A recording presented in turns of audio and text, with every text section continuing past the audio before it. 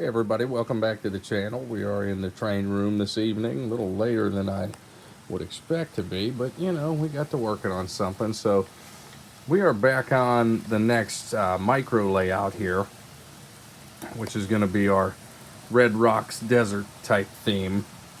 And I've started putting the foam together for the rock carving here. So this is going to kind of be sideways. Like this will actually be the front of it. That's why I left this open. And I'm thinking about maybe having some sort of tunnel back here, or I'll just do some separate carving. And then we'll have some carving here and here.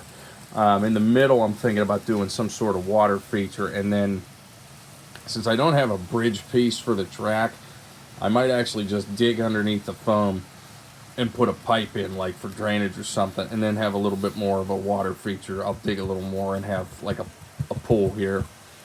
But yeah, it's coming along here. I mean, we're in the very basic steps, and I really don't have the right tools to be doing this foam cutting stuff. I bought a hot wire cutter, just a handheld one, off of Amazon, and wouldn't you know it, lost it somewhere in the train room here before I ever had the chance to use it. So I really could have used that tonight while working on this. So, but yeah, it's coming along.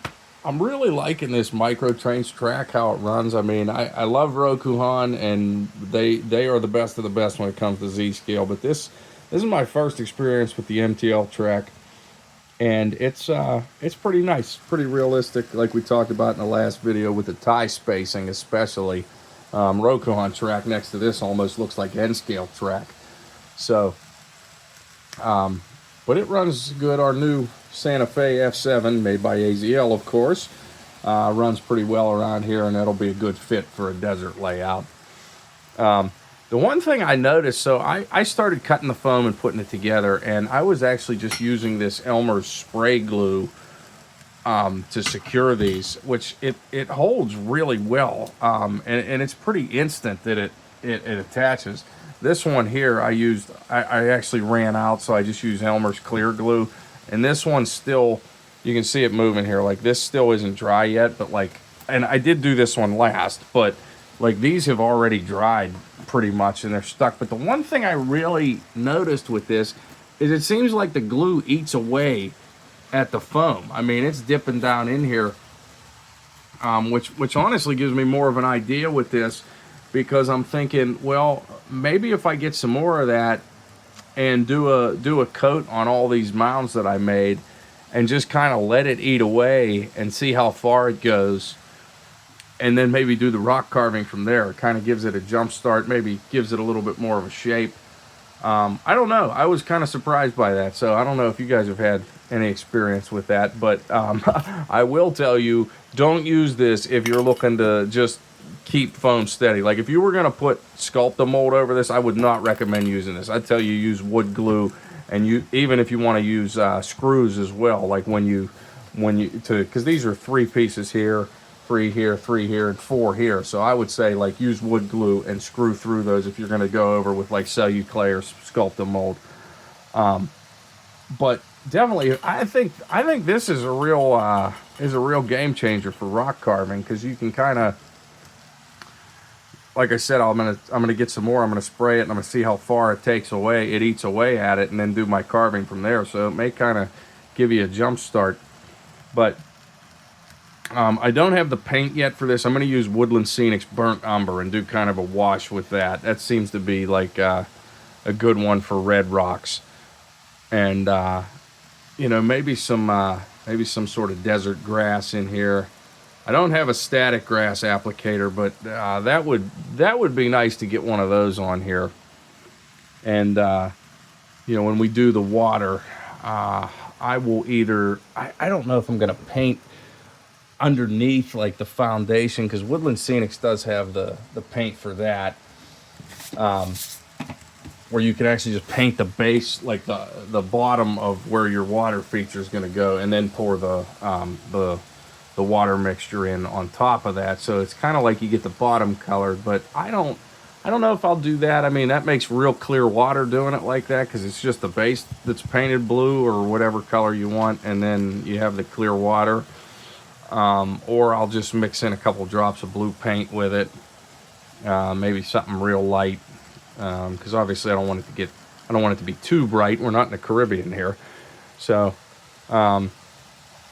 yeah, this is the start of it. I also have to do the actual wiring. This track isn't glued down, and I still have the wires attached to the feeder. I'm not going to solder these wires to the track like I have in the past, but I am. This is a Rokuhan, or a Kato cord in a Rokuhan controller. So I just shut the train off.